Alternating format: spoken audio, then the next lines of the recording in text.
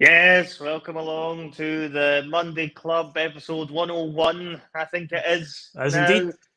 Yes, you'll notice that we're not the usual lineup. We've made a couple of substitutions, or one major substitution in our lineup. My brother is no longer with us tonight. I don't know what he's up to. Probably drowning his sorrows like the rest of us after how miserable the football was on Saturday. So as you guys can see, I've been joined by a more than suitable replacement. Certainly an upgrade on a Burnaby for Taylor situation that we've got here. It's the wonderful Phil McGinley. How you doing, Phil? Well, Jono, I'm not doing too good, honestly. I'll get through it as best I can, like most of us. Obviously, a bit down in the dumps after that, but I'm quite happy to come on and talk about it because I was obviously there. Unfortunately, I was there on Saturday in the stadium and saw that firsthand. So, yeah, I wasn't on the Blether yesterday, so quite happy to come on and have a controlled vent about it in my usual sort of calm manner that I usually do it in. I'm quite happy to come on and get my frustrations out, essentially.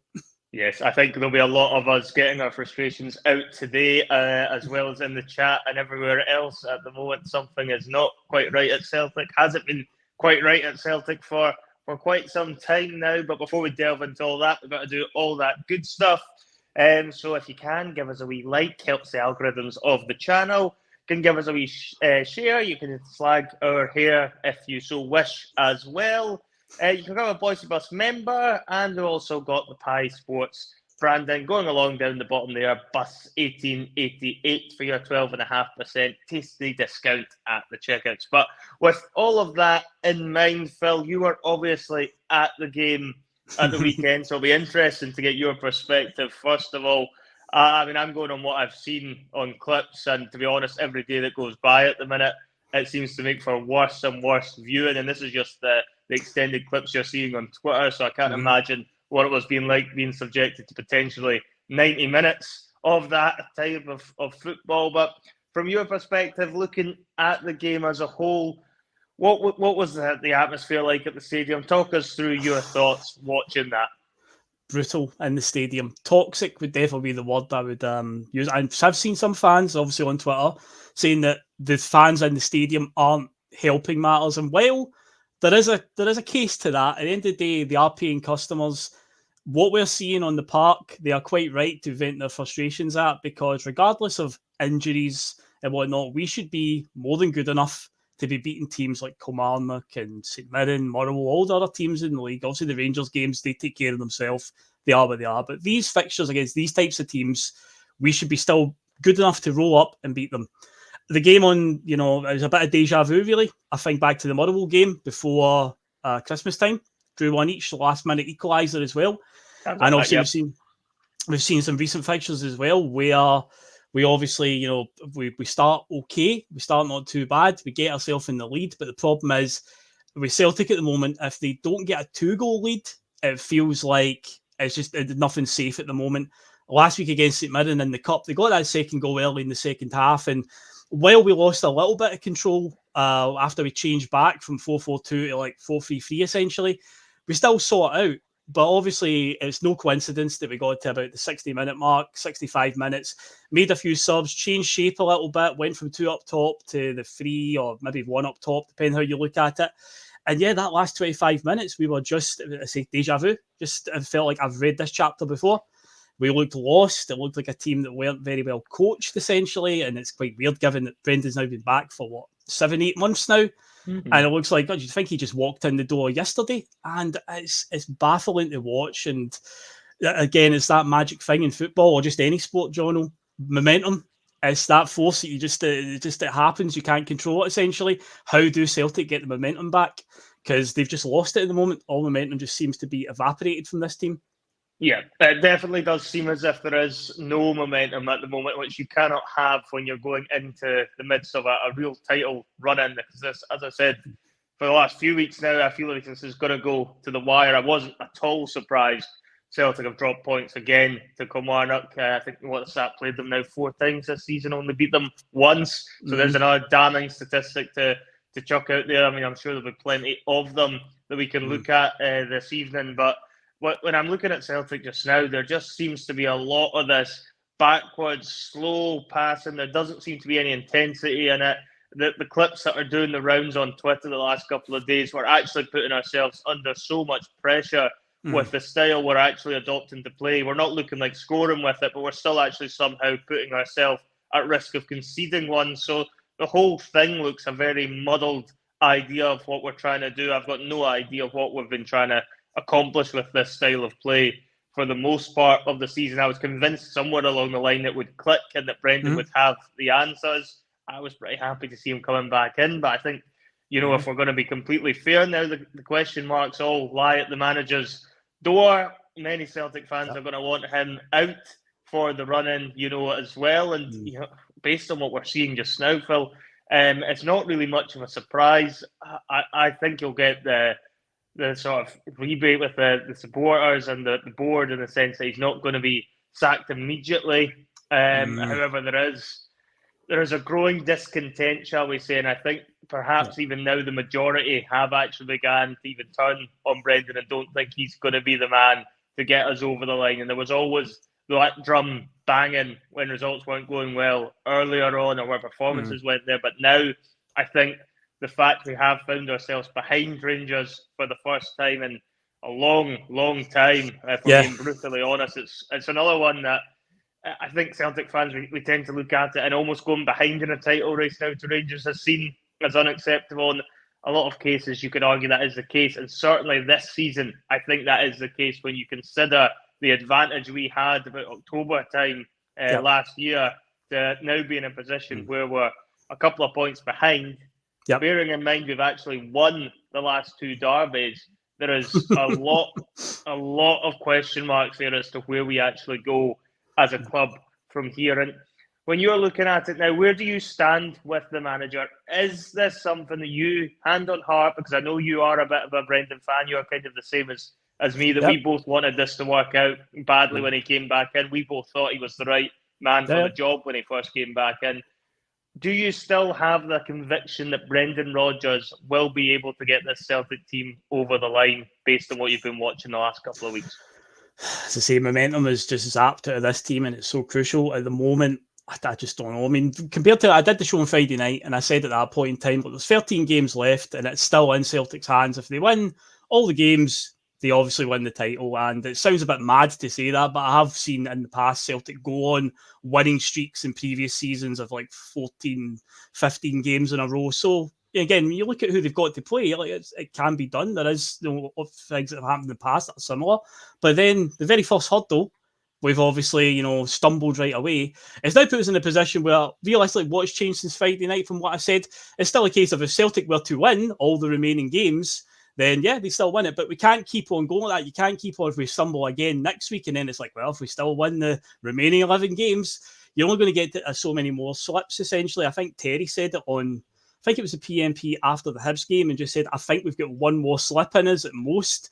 And then after that, it's like, can't have any more errors. And there we are. We've had said slip now, a dropping points to Kilmarnock. So can we get over the line? I mean, it's still there. It's still mathematically possible. Do I genuinely believe it will happen, though? I'm teetering on the brink right now. I'm teetering. I always like to draw similarities to things that I've seen in the past, and one that's worrying me. And tell me if this sounds familiar, Jono. I think back to Gordon Strachan's last season. Twice that season, going into the second or during the second half, we were 7 points in front and blew it 2 times. We beat them at Ibrox at the turn of the year. We were 7 points in front.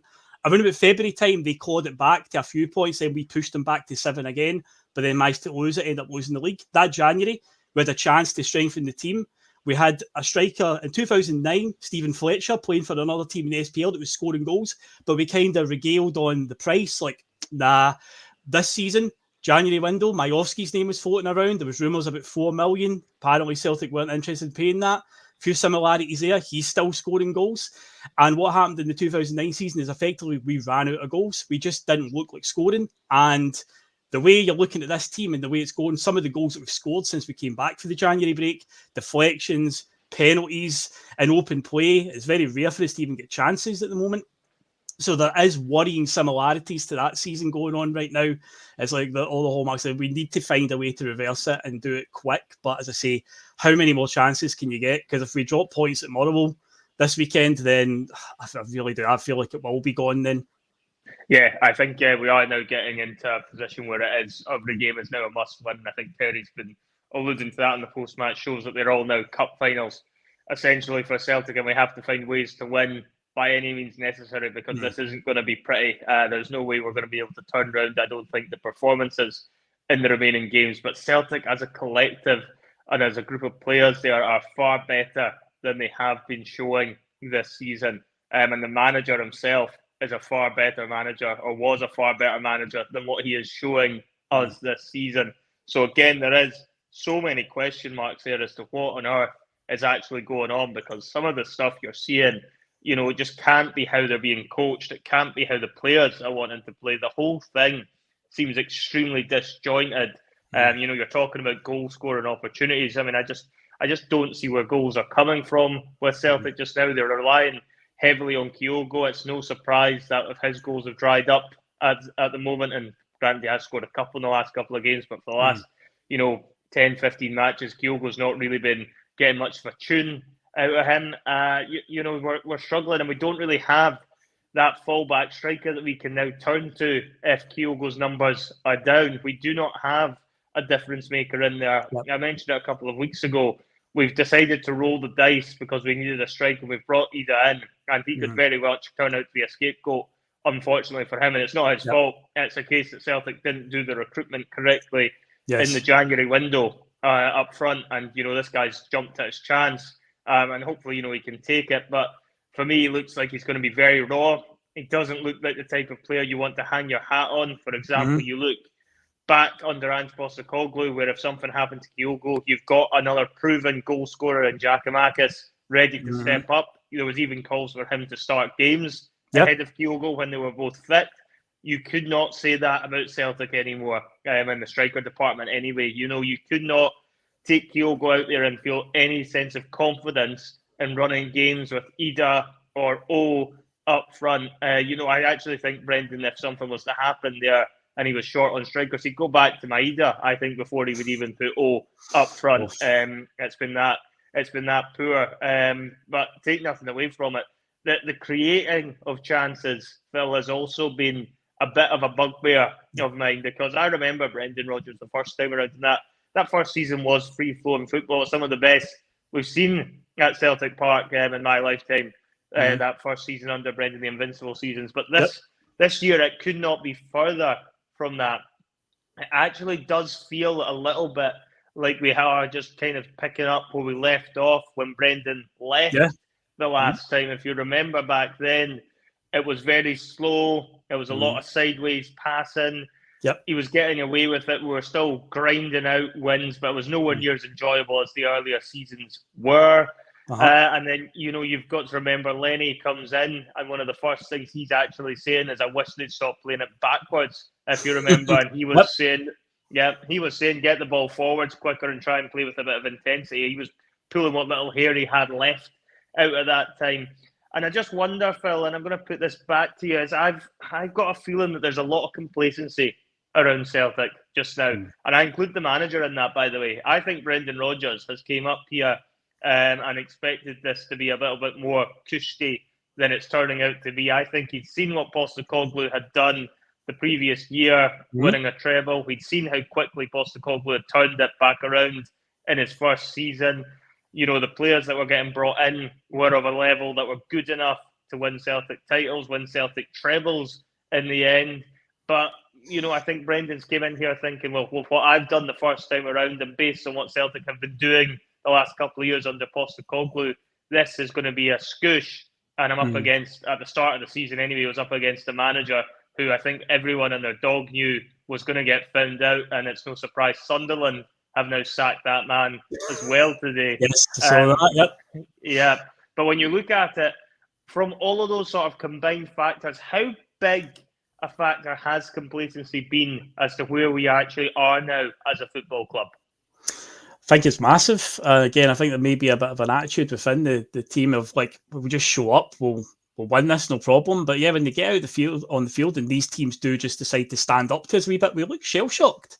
I mean, what we saw on Saturday there is deja vu. It's not the first time we've seen it this season. Wee bit of physicality and just getting in our faces essentially rattles us. And it's mad when you think just like a year ago under Ange, you know, even if a team did get a late equaliser against us, there was a game against Dundee United, I remember last season, where they scored quite late on at Celtic Park, and we still went up the park, scored twice in the last 5 minutes. I've got that one as well, yep. Aye, so it's like you under that, you still had a feeling that, oh, well, we'll end up winning, but that goal there at the weekend, I believe we ended up playing 9 minutes of stoppage time in the end, even though there was 5 minutes meant to be added, and they scored in the second. So if it was a year ago under Ange and that happened, then there's a good chance that the Celtic fans would have probably felt like, no, we can still win this year because just that confidence. But right now, see, teams are just standing up to us and just have us absolutely rattled. I've seen on Friday night, like, they come to Celtic Park, and I mean, this isn't a new thing. They've been doing this for years and years. For as long as I've been going as a season title holder, way back to when Strachan was manager, the smaller teams will come and play with a low block and just try to get something, anything they can at Celtic Park. Yep. But it's now became a thing where it used to be, as long as you just scored a goal, it opened them up. But now it's like, even if they're a goal down, they still have no fear. They'll still do that up until the last 10 minutes. And then it's a case of, I just throw everybody forward. Obviously, Van Veen came on for them at the weekend. They took off Vassell, who's obviously a big lump up front, and brought on Van Veen. And yeah, they were just like, no, just lump balls forward, just long balls, just trouble them, bit of physicality. And yeah, it paid off for them in the end. And of course, if I've seen the goal back, I said to my dad on the way back for the game, I said, I would not be surprised with the way that goal was scored and from what side it came in from. Obviously, the left back is the one at the back post that should be covering the man coming in. And of course, when we do see the replay, Bernabei at fault there. He's gave the guy too much space. He's obviously claiming for a foul as well. Instead of just pleated the whistle, he's too busy looking for a foul, and he's left the guy for just basically a tap-in essentially with his head. And it's quite crazy because Friday night, me and Liam had a very good laugh about it. It goes a bit, I don't want to say it's a running joke on here, but Liam very much is not a fan of Greg Taylor, as we know. We did have a bit of a laugh about it. Oh, Greg Taylor's back. Liam, this is what we're at now. People are pining for Greg Taylor to come back. Quite incredibly, I feel like when he did go off, and I understand he's also been out injured and maybe he couldn't do a full 90 minutes, but it's no coincidence that we did seem to start to lose a bit of shape and from those substitutions onwards. In fact, one of the comments that I've starred here from my ball says, can we talk about the baffling substitutions? But again, that's just been indicative of Brendan's time at Celtic so far. It's been about the 60-minute mark, 70-minute mark. The substitutions get made. Sometimes it feels like it's just a substitution just for the sake of it. Yeah. And yeah, we just completely lost all shape. So the last 25 minutes, we were just all over the shop. And I remember one point in particular in the second half where Liam Scales is coming forward with the ball. And again, it's like he's looking for options. He's looking for somebody to give him something to look for, to pass to. And he just eventually just passed it and it went out of play or whatever. And the crowd just obviously got right on top of him. You can see his body language. Like, he was frustrated. And it's like, I'm trying here. I'm coming forward with the ball and nobody's making runs. We saw it with the game against Hibs as well. Just a few weeks ago, there was one passage of play where him and Welsh just kept passing it sideways. And none of the players in front of them were making any sort of darting moves. It was just very lethargic, just very much just standing, waiting for the ball. And it's like, we need to see some bit of urgency here, but it's baffling. And then, of course, so the manager watches that on the sideline, so you'd think, surely he's got to see that. He's got to be taking that in. But is this just a sign, John, of just the overall quality of the squad, where he looks at his bench and is like, well, there's nobody here that really is going to change it. So that's why it does feel like a change just for the sake of it. Because, yeah, right now, as you were saying about, well, if Keogh goes out of form, who do you trust to score? And yeah, that's where we're at the moment, because up until up until a certain point on Saturday, even though it was 1-0, I did feel we were still all right, comfortable, but yeah, it just fell off a cliff from about 65 minutes, 70 minutes onwards. We were just lost, and there was no pattern of play or nothing. So it was coming, unfortunately, like the Motherwell game before Christmas. Yeah, it does seem, and again, this goes back to Brendan Rodgers coming back in, is that part of the reason there was so much excitement over it is because he is renowned for being a good in-game tactician. It's one of his greatest assets, and that was what we were led to believe we were bringing back when we've got him back in the second time around. But I'm struggling to really think of many games this season where Celtic have been up against it and Brendan Rodgers has been able to change the tactics or change the formation or make some sort of substitution like we'd seen on a few occasions in his first spell around that have changed the game. I always felt confident Brendan Rodgers the first time around had the answers to any questions Celtic would get thrown at them, especially domestically anyway. Whereas this time around, I couldn't agree more. I think he does just make substitutions for substitution's sake. I think if this was somebody like a Neil Lennon doing this, then he would be getting a lot more criticism for the substitutions he's actually making, because they're nothing substitutions that are impacting the game. In fact, if anything, as you're alluding to there, some of them are actually making it harder for the team. He's probably weakening us quite significantly with some of the substitutions he's making. And there's almost a sense of game management that doesn't seem to be quite there, with Celtic just now. I know they brought on Kuhn, for example, later on in the game. Now, he's not going to do much for you defensively. And at this point, as I say, this isn't going to be a sort of swashbuckling season where Celtic are going to go out and win convincingly very often. Out of these next, 12 games, I would be astonished if Celtic, probably win more than 3, maybe 4 of them comfortably. I think the rest of them are going to be on a knife edge, whether Celtic win them or not. I just don't think it's going to be anywhere close to the performance levels that we've been accustomed to over the past couple of seasons before this one. And when it comes to stuff like that, that's when Brendan needs to really be looking at it and thinking, okay, we might not be able to put these teams to the sword for 3 or 4 because we're not scoring enough. How can we actually make sure we don't concede one then? If it's going to be an ugly 1-0, it's going to be an ugly 1-0. It counts the same. It's 3 points, at the end of the day. Rangers have ground out a few ugly 1-0s to put together their run, and there's nothing wrong with that, by the way. Sometimes that is just a needs must. And Celtic, for me, I think there is obviously an element of it that, of course, we want the performances to be there, but football's a results business, Phil, and I think Brendan is trying too hard to try sometimes to get these killer second, third, fourth, try and go for the throat with these attacking substitutions. But that's all he's really doing. He's not changing any of the style, not changing any of the substance. So the ball still goes around the same players in the back four. Guys like Kuhn barely even get a touch, and if they do, they're passing it back into your back four again because they don't have enough imagination or creativity to go forward with the ball, or they just don't believe in the system enough. Whichever it is, it doesn't really matter. And then you're in a position where we find ourselves under pressure. And I'm just looking at it, and I'm also beginning to think, how much is Brendan responsible for this? In the fact that, for me, almost every game since he's came back, he's pretty much played a very identical shape. It's actually very similar to what he'd done the first time around, which, as I've alluded to in the past as well, guys like Derek McInnes would have loved that, because Derek McInnes got plenty of chances to see that first time around at Aberdeen, and he's now cracked that code, as he's proven this season by the fact he's only lost once to us, and every other game that Kilmarnock have got points in, nobody can turn around and say they didn't deserve to get either the wins or the draw there at the weekend. How much is Brendan responsible for this? How does he go about changing that, Phil? Because surely, if we as fans are seeing this, and we're also seeing the fact that this team is incapable most of the time of putting the opposition to the sword, why is Brendan Rodgers not reacting in a way that would be more, shrewd, perhaps a bit more conservative when he's got the lead, to try and make sure we aren't conceding silly goals and offering the back four more protection? Yes, it won't be popular with the supporters in the ground that we're potentially making substitutions to play out time against Kilmarnock. But are we not at that stage now, Phil? Is that not where we're at as a club, that we're just going to have to accept we might just have to win dirty and play, some very conservative, miserable stuff tactics-wise to get over this line? Yeah, I think obviously goal difference was something that was getting discussed before the game, because naturally, pretty much we're neck and neck on points, and there was like a goal in it or something. So it was like, right, this could come down to goal difference, but we do still have 2 games against them. So on Saturday, as much as I would have loved to go out there and stick a few past them and get that goal difference up, it's like, well, if it had to be a 1-0, I mean, right now, any fan would be more than happy if we got a 1-0 with the way things did pan out, did go. So it's cases sometimes you just got to do what you got to do. So we still have 2 games to play against them. If we only just scrape against all the other teams and then beat them, or get a draw at Ibrox and beat them at Celtic Park, then we've done our job, regardless of how many goals we score.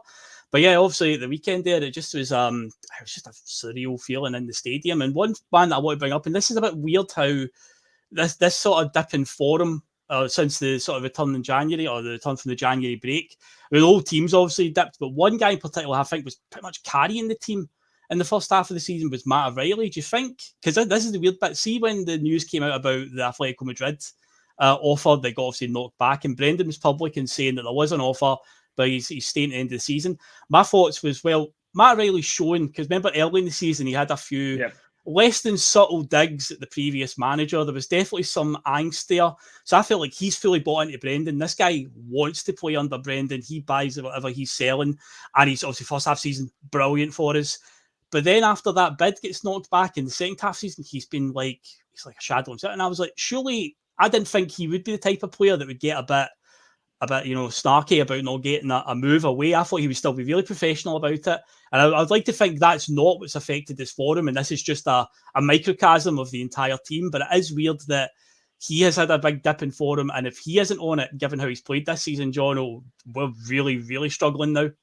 Yeah, no, we are. We need guys like Matt O'Reilly firing every week, but that's the problem you're going to have when you're putting so much onus on a couple of players. You're relying on Kyogo to be scoring every week, constantly, all season. Yep. If he's not scoring, the goals are going to struggle, as we alluded to earlier.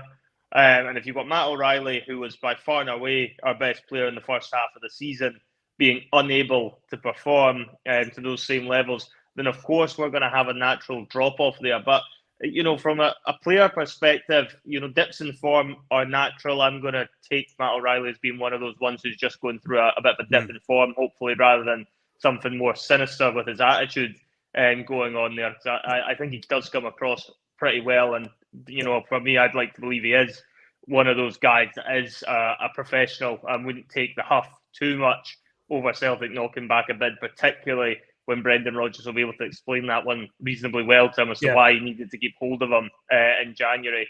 And let's face it, Matt O'Reilly is one of those guys that if he's able to find his form again over the next 12 games, he'll definitely have more interest again in the summer. And at that point, there's every chance he'll get his move to somewhere like an Atletico Madrid or a similar level of club if he can find those performances again. Of that, I've got no doubt. But, when you're looking at this team, it's just so frustrating to have ended up in a position like this when we have seen that the performances, can be there. And, you're touching on attitudes, and there's something else I want to discuss as well when we're looking at the psychology of football. Celtic have not found themselves, Phil, in a situation where they are chasing down Rangers in a title race. Yeah, that's true. That is first season. And obviously the momentum and that time was with Celtic when we were chasing them down and when we eventually overtook them in that famous 3-0 win at Celtic Park. This time around, Celtic have really been the architects of their own downfall after having their 7-point lead wiped out.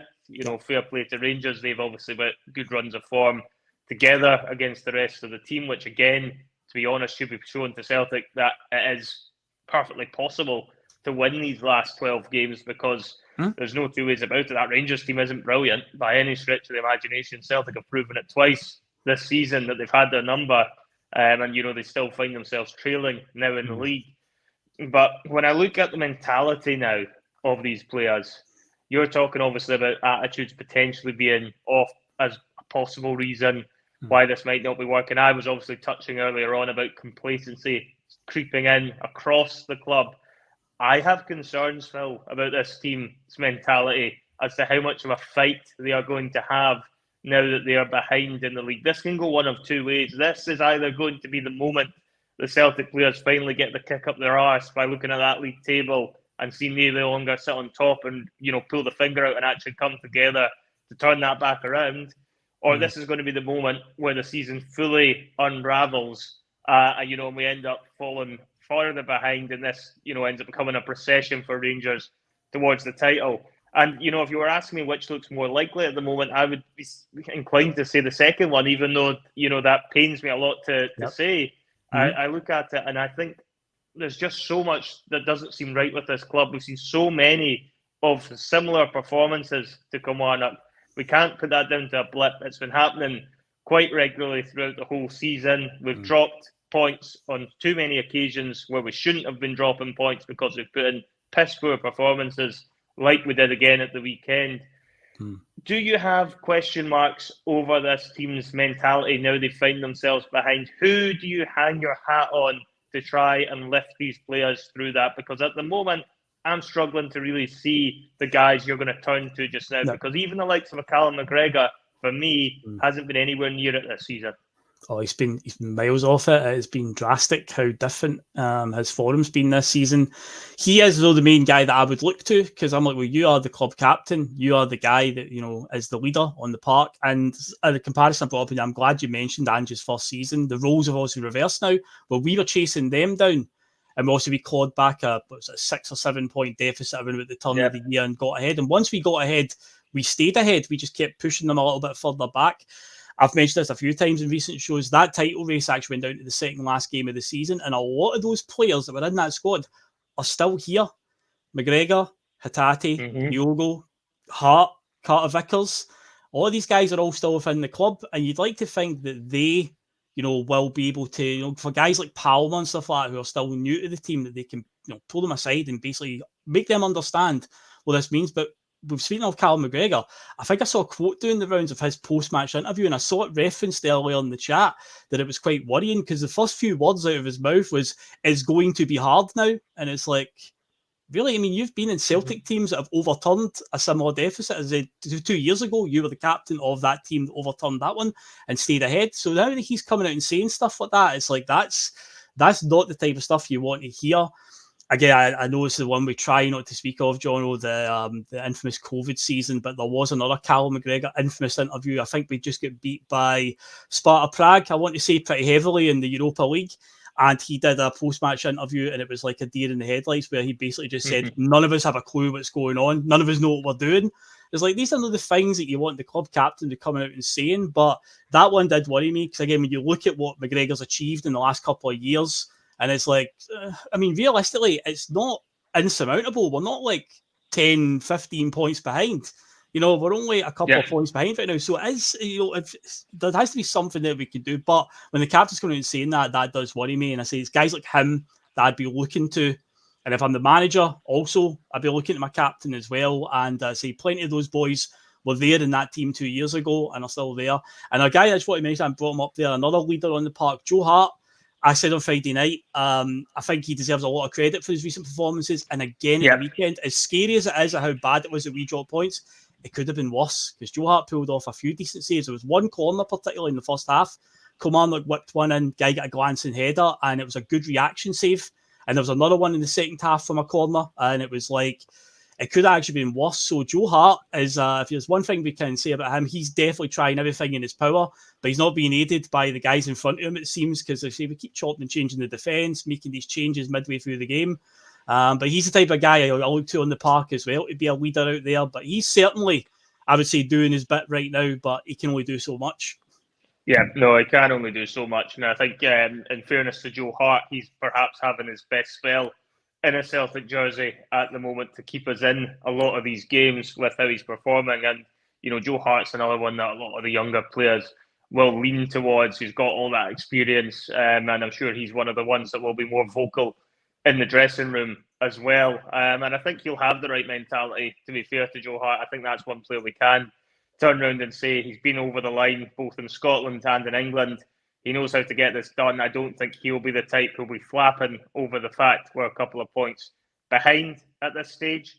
But when you're talking about somebody like Callum McGregor, I think he needs to be a bit wiser with what he's saying in his press conferences, because he needs to be putting up a strong front, even if he doesn't necessarily fully believe that internally. He cannot be displaying those sort of thoughts out in the public, or indeed in the dressing room to the other players. He has to be, brave enough to stand there and believe that this can be turned around, because if the captain doesn't believe it, how on earth are the players going to believe it that are, listening to his instructions? And, obviously when we're on the topic of media interviews, I'd seen another one as well with Greg Taylor saying that we're in crisis talks, was doing the rounds today as a club, which again isn't something you really want to be hearing or reading about. However, that's been taken out of context. There's every chance it may well have been on our media, but he's obviously said something that they've been able to get that sort of line there, which again doesn't bode particularly well if there's talks of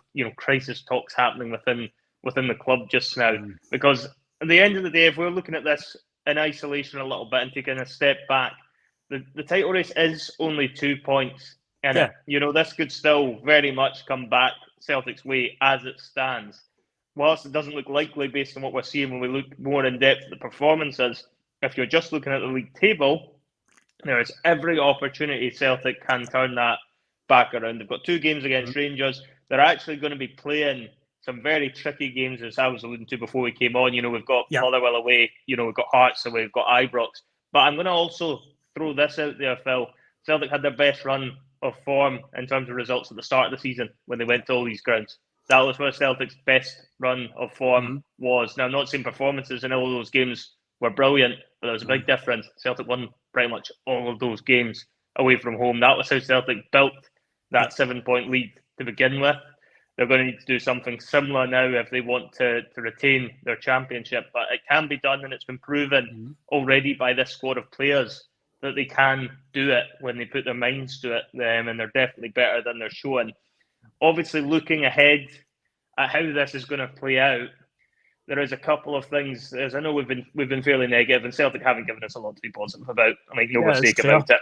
At the weekend, Celtic haven't, but there is a couple of things that could potentially shift this back in our favour. It's a question of hanging on in there. We're on the ropes, to use a boxer's analogy, at the minute, and we're just trying to hang on in there. And there is a couple of things coming up on the horizon that might just give us a boost. First one is injuries.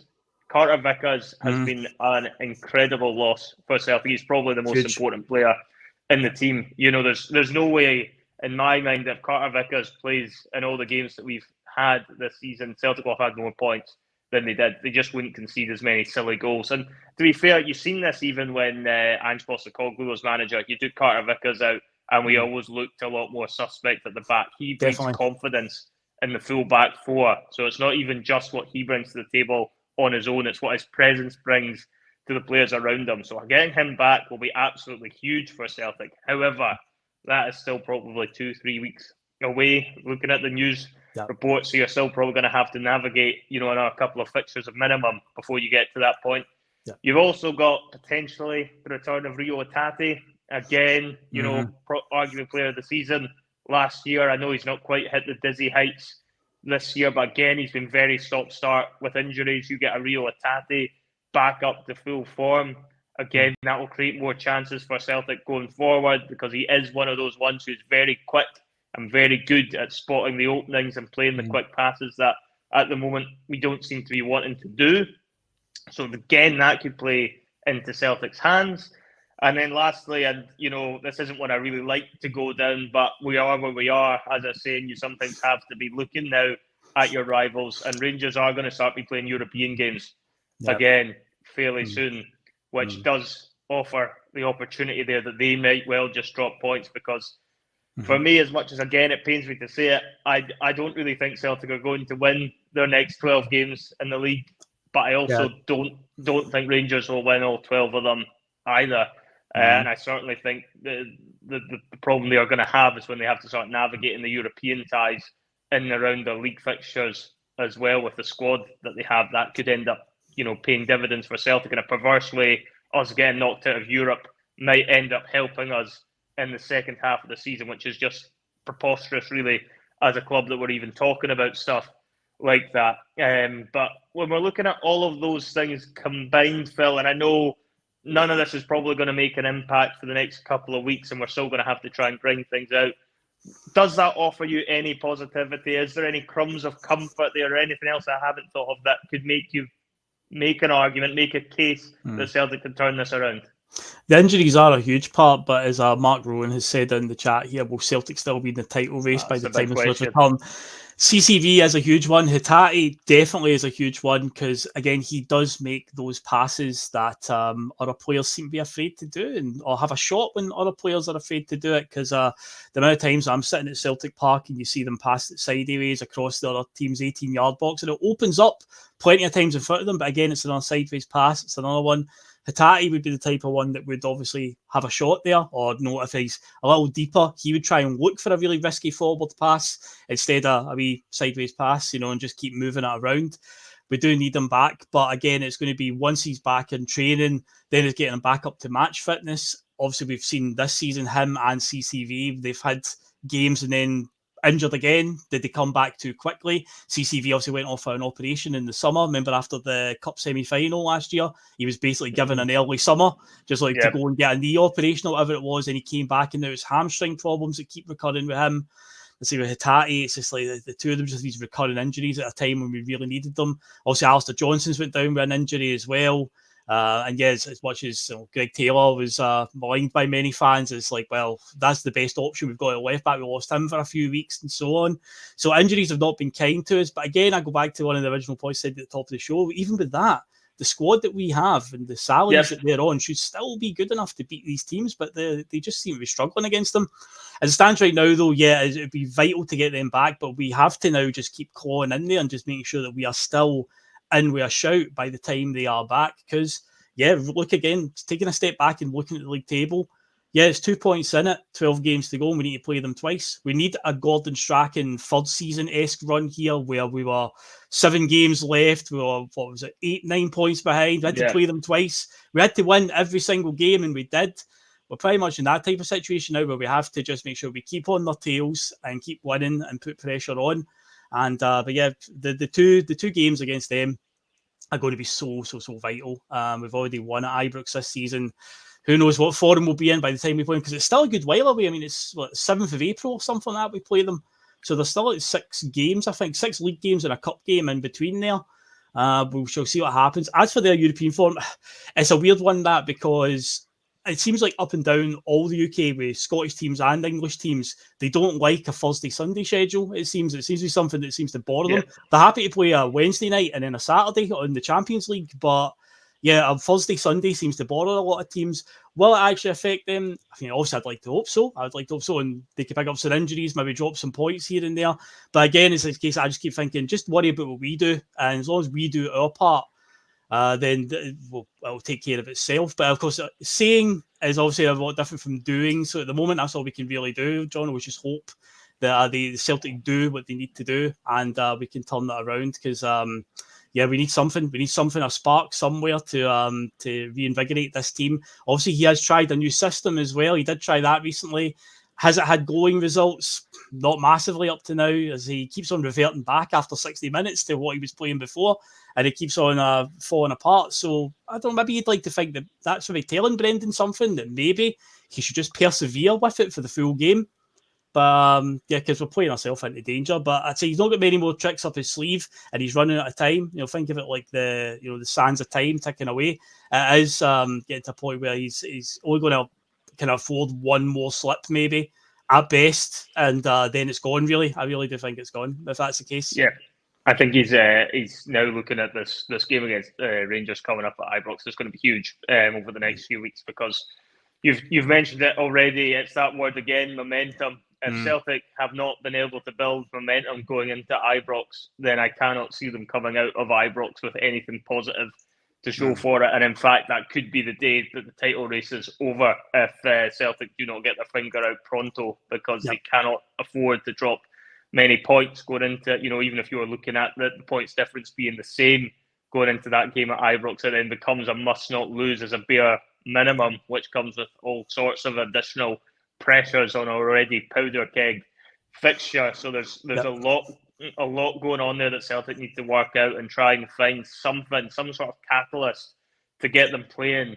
the way that they can play, because it's probably one of the most frustrating seasons in that respect, because the players there are good enough, as you say, even with the injuries that we have just now, where they've just never really put together a sustained level of performances. Yes, they've had sustained level of results in that first half of the season, up until about November time, where they were winning most weeks, even if the performances weren't always there. But I can't really think of many moments this season where we've had a sustained run of wins and performances to go with it, where you're actually feeling this Celtic machine is back clicking.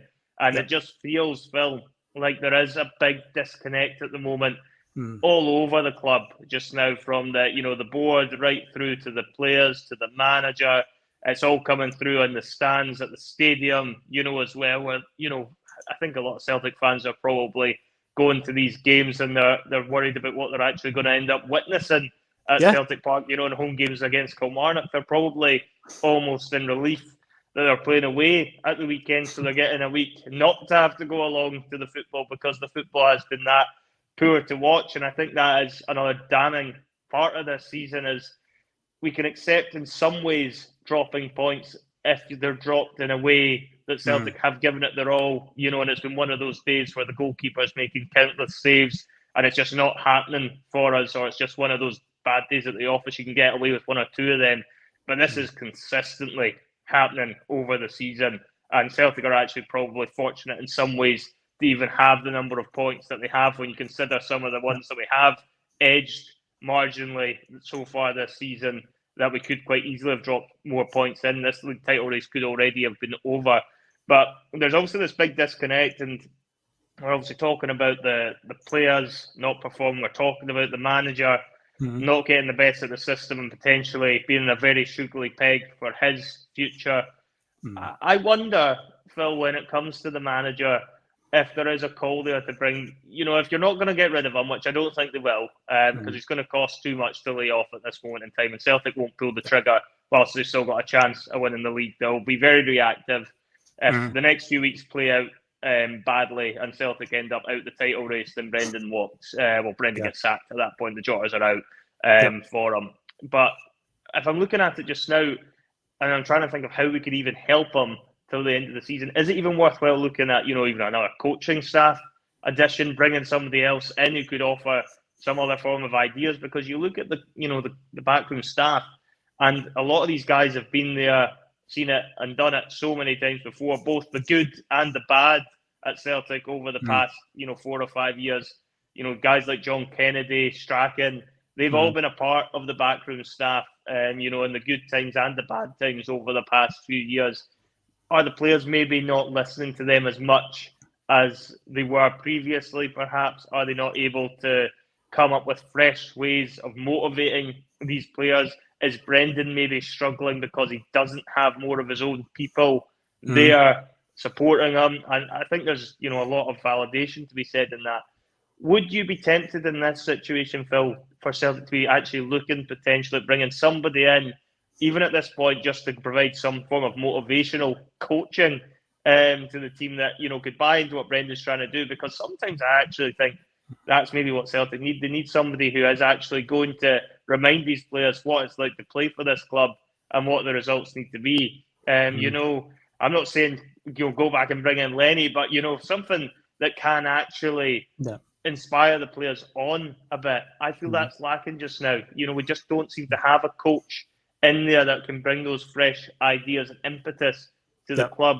And is that something, considering we're almost out of options at this moment in time, as how we can improve it? We've fucked up in 2 transfer windows this season. Brendan's fucked up massively with his tactics, as I think has been widely proven throughout the season. And the players are fucked up by not performing anywhere near the levels they are capable of, despite whatever system Brendan has chosen to play that might be hindering them. I don't feel they can hide behind that as an excuse completely. How does Celtic go about trying to play one last ace up the sleeve? Could a fresh bit of blood in the coaching area be something that Celtic should be looking at? Oh, that if the board went down that route, another Strachan would appear from somewhere. They're just multiplying these days every time. We just nobody even knew who Craig Strachan was, and then suddenly it was like all over the place a couple of weeks ago. Like he's ahead or part of the recruitment team. So it wouldn't surprise me if honestly they went down that route, and then like Gordon Strachan came in as a advisor again, as he did before when Ange was here. That was a strange one. Ultimately, do I think it would change anything? I mean, Brendan did get a coach in at the turn of the year. Some fans have actually pointed to our football's dropped off since the turn of the year, since Harry Kewell left, which is interesting because the wingers in particular did put a lot of stock in what Harry Kewell had done for them. Like Maeda, for instance, was very much praising him all the time. You can remember when Palmer scored an absolute belter up at Dingwall early in the season, and what did he do for the celebration? He ran to Harry Kewell, pointing at him as he ran towards the bench and hugged him. So it feels like it's a bit weird how he's disappeared and our wing play has just dropped off massively. This new coach was brought in, Sadler, I believe his name is. He had him at Leicester City. Again, read into that what you will. Do I think it's something that can really change? I don't know at this stage. I get what you mean, though, about a Celtic figure who can invigorate them. Obviously, not Neil Lennon after what happened, but somebody who's got that affinity for the club. But again, if these players can't, understand when they go out there in that stadium and see all those fans that pay to come and watch them. And yeah, they may not like getting a wee bit of booing from the crowd or a wee bit of aggro from them, but at the end of the day, it's paying customers. We expect, we have expectations at Celtic, and if they can't handle that, then this isn't the club for them. This really isn't. If they can't, stand up to that pressure, then I'm sorry, but that's part of the remit here when you come to play for Celtic. So I don't know if that would turn that around. It's going to have to be a tactical thing, and I mean, again, using Neil Lennon as an example, and again, I'm not advocating for Neil Lennon specifically, but again, it's something I mentioned previously on the bus. There was an interview Charlie Mulgrew did on Open Goal years ago with Cy Ferry, where he talked about, Cy Ferry asked him, what was the differences going from Neil Lennon to Ronnie Dyler? Because when Lenny was in charge, it was a bit of a rogues gallery, essentially. You could tell they were just a bunch of lads just loving it. And he said that was essentially what it was. When Neil Lennon was in charge, there was no real tactics. And it was just a case of team talks were quite simply, we're Celtic, just go out and find a way to win. Because we're Celtic, we're better than this mob. But when Ronnie Dyler came in, it was all very much micromanaged and very tactical. And we need to play this way and we need to do that and do that. So I think Brendan needs to go a bit down that route of just being like, give them a bit of freedom, essentially, to find a way. Because again, they are better players than most of the ones that they're playing week in, week out. I think they need to be allowed to just express themselves a bit better on the park. There could be a case that maybe they're a bit too micromanaged right now under Brendan, and that's why the players are playing at such a slow pace and they look confused at times and lost. Because when they're on the ball, instead of just trusting their instincts, they're told, no, we need to play this way. You need to make this run. You need to do this. And maybe it's just confusing them too much. And we're at a stage now where it's win or bust. It's basically now or never. So I feel like he needs to take the reins off a little bit. And that's the only thing that's going to turn around. It's going to be a tactical thing. I don't think it's something that anyone can do by coming in at this stage, because I feel it's too late in the day for it. But tactically, I think he's got to just not be stubborn about it and just be like, I've basically stood there. He stood in front of the fans back in, June when he got unveiled and said, for all those who don't believe me, I'll see you back here in May. To be famous last words. Yes. So it's like, well, Brendan, if you don't want to have an egg on your face after those words, then you need to basically be less stubborn and just find a way to win. It might be ugly or whatever, but you just need to trust the players. Just, give them a bit of freedom instead of being so meticulous about, we have to play this way and we have to do this. So we're at a stage now where it's win or bust. So I think it tactically is the only way this can change, and it's down to the manager to allow that to happen. Yeah, I think the onus is 100% on Brendan, because whatever happens over these next run of games, the buck stops with the manager now. He's either going to be able to salvage this, and get Celtic over the line and prove that he was able to manage what has been a dire season, as a collective, from everybody involved. I don't think anyone's coming out of this season smelling of roses, regardless of how it plays out. Even if Celtic managed to go on and secure the league and even add in the Scottish Cup, which seems like that would be a minor miracle to pull off with how we're playing just now, and I don't think that'll necessarily be what happens. But even in those sort of circumstances, if Brendan is able to manage this one and turn it back around, it says a lot for his abilities with the players that he has, that he's managed to survive this adversity. But on the other side of that coin, if he doesn't get the performances and this goes pear-shaped, then of course he's going to be getting those quotes appearing about what he said when he first joined. Mm-hmm. He's going to be, getting a lot of ridicule from the press, from the Rangers fans, even from Celtic fans, as well. His reputation is going to be absolutely in tatters for a long time, which he won't want either, because he's an ambitious manager. He'll still have aspirations, I would imagine, of managing, in one of the top leagues in the world again, somewhere along the line. So it is all on Brendan to find those answers. And I think that is a very valid point, that he is going to need to find a way to do that. And that might mean compromising on his principles when it comes to football, if that is the only way he's going to be able to get the results, because we are, whether he likes it or not, in a position now where it is all about the result. And, performances are very much a secondary matter, so I think he has got to look at it like that. One last thing, though, he may not be aided on this, Phil, and I know that there is a lot of rumours going around. Celtic's accounts are going to be out fairly soon.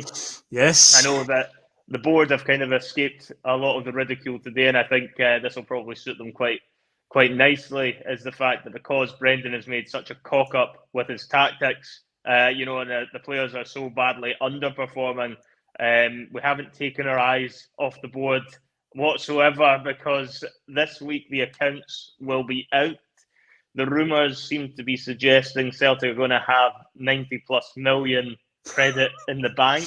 Oh, wow.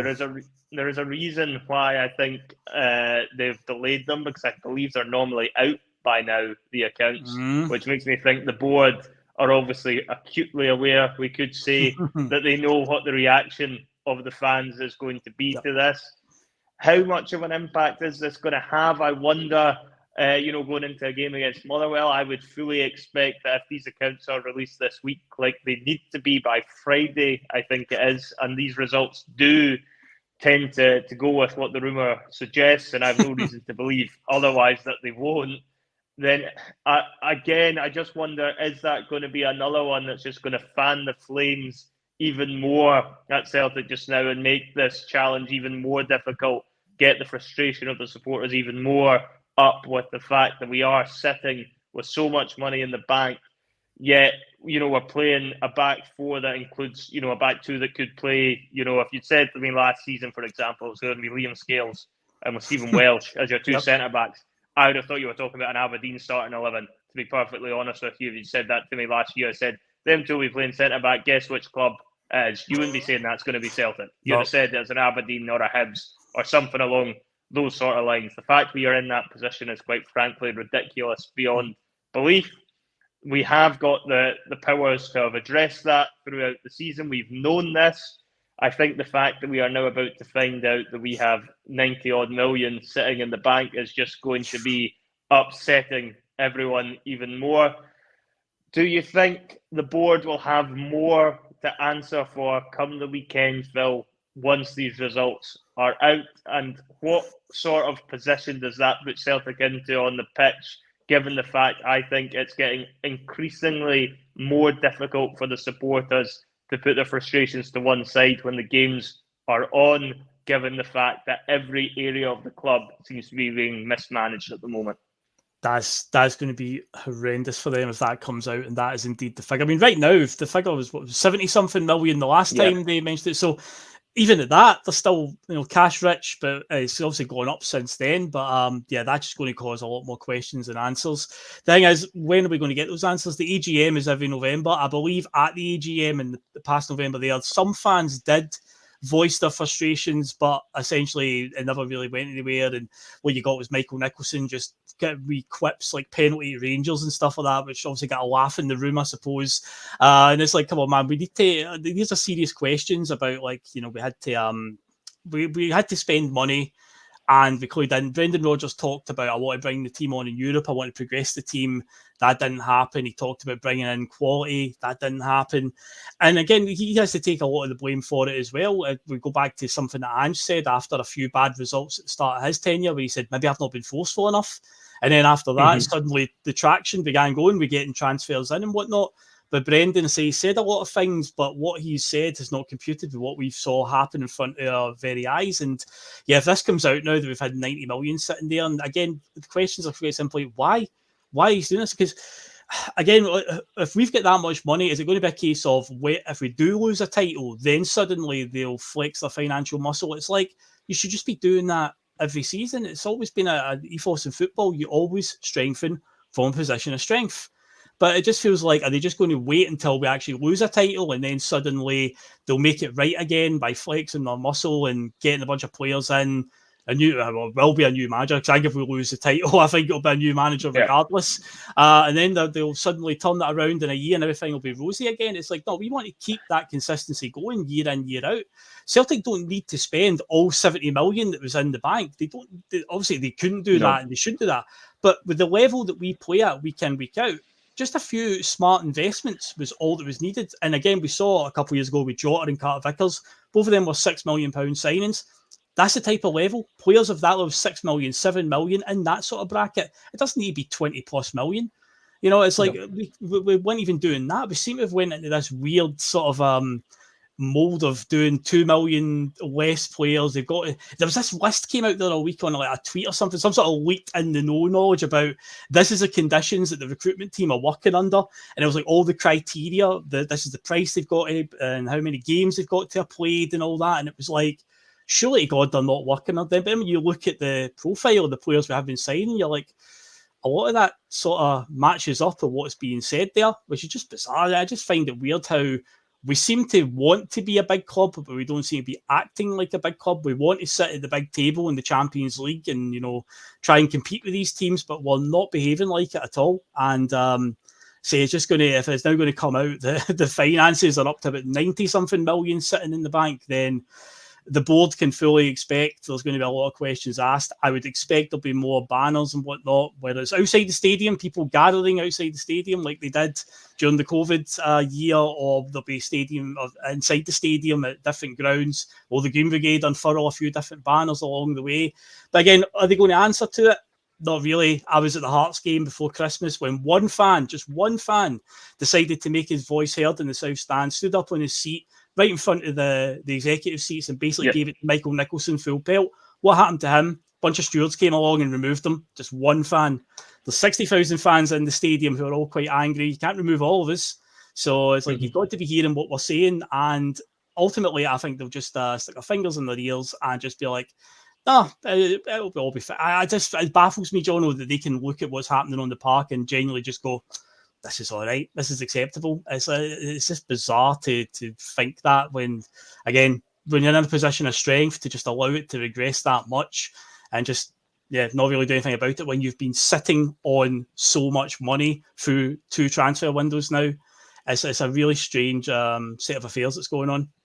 Yeah, but it's one of those ones, I think, when you look, if you were going to give them a pass on the summer one and say that, okay, they've maybe got that one wrong and, bad transfer window is going to happen, they then double down on it in the January window and don't bring in the required quality that Celtic needed to make sure they were going to be in a position to win this league. We knew what we were crying out for. We knew we needed a quality striker. We've ended up getting, Norwich's City's third choice striker. We've actually ended up only getting him because one of the other strikers we were linked for ended up going to Norwich to allow him to leave for us, which, is, again, a sorry state of affairs for a club like Celtic. You talk about Celtic wanting to act like a big club. They certainly charge their fans as if they are a big club. Your season ticket isn't cheap. You are paying through the nose for that. That's before you add in the additional Champions League packages the fans have to fork out for that are season ticket holders. Before you add in the fact that they're paying through the nose for merchandise. There was comments there about the commemorative strip that was out earlier in the year. If you were buying one of those from the club, that was another 70 quid out your pocket. So there's absolutely no two ways about it. Celtic act like a big club when it comes to actually spending money. Thanks there for Ian Roy putting in that £3. Very much appreciate that. Ian, nice one. But when you're looking at it, it is one of those so frustrating moments for Celtic because they want to be this big club, Phil. They will charge you a premium to go and watch the team, and they know they've got fans like yourself and so many others over the barrel because there's so many season ticket holders that they're too loyal. They're not going to give up their season ticket no matter what happens, this season. Celtic could potentially lose their next 12 games and, most Celtic fans will still renew again next season. And that's the kind of the crux of where they're at just now as a club, is that they know they can get away with those things. But when we talk about the board, the fact that there's that £90 million in the bank, quite frankly, if that is what the figure ends up being, is going to create a lot more heat. It's going to create a lot more problems, within the fan base. It's certainly not going to help unite the club in the way that we need to. And it goes back to that word we talk about at the start of the show, which was momentum. And if there's one thing that isn't going to build momentum, it's getting the fans back up, because of the fact that the Celtic board have once again proven that they have refused to back their manager with the players he needed and have not been able to bring them in, and instead are sitting looking at probably hefty bonus pay increases, which they will take regardless of how this season plays out. Whether Celtic win the league or not, they'll probably end up taking that too. But we've been on for over an hour. It's time to really wrap up the Monday Club. It's been good having you on, Phil. Obviously, a little bit more of a serious one tonight than what me and Russell usually get up to on the Mondays. You know, no sudden death. I'm sure that might be back. Still 5 points in it though. You retain your 5-point lead.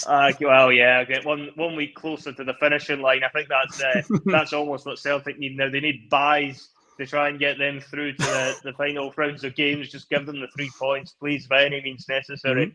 But the Monday Club is now officially over. I know we're going to have a few more shows coming up this week. I know the TNF will no doubt be back on Thursday with your usual crew there. Phil will no doubt be running the Friday Feeling again this week. I'll try my best to get that Friday Feeling. I'm sure by the time Friday comes around, I'll be like, right, come on, let's do this. 11 cup finals to go, whatever it is, 12 cup finals, whatever. I'll be up for it. That's the positivity he needs. That's the positivity we need. Exactly. It's going to be the Friday Dread. I think we're going to rename it something like that. Then, of course, we'll obviously have the post-match pish. We'll be back for Motherwell. Sunday Blether will also be featured again at the weekend. So plenty more content for everyone to get their teeth into, including you cheeky Rangers fans that have probably been in amongst it all as well at the moment. The chat's not been too bad. I've been watching the chat all night. I think it was like 1 or 2 at the most. It wasn't inundated, to be fair. So that's what it is. Fair enough. It's what I call Arsenal fan TV syndrome, where Arsenal fan TV was notorious for every time they would lose, all the rival fans would tune in and their numbers would be huge because of it. Because, you know, was it Marc always says, is it company loves misery or misery loves company? One of the other way around, how he says it. Aye. Essentially, that's it. So that's what happens when you lose. Well, hopefully Celtic love getting wins back and that becomes our new form of company over the next few weeks. But for now, keep your eyes on that board. Keep your eyes on Brendan. Keep your eyes on the players. Keep your eyes on Celtic because we have a battle to get back to top of the table. Good night. See you guys.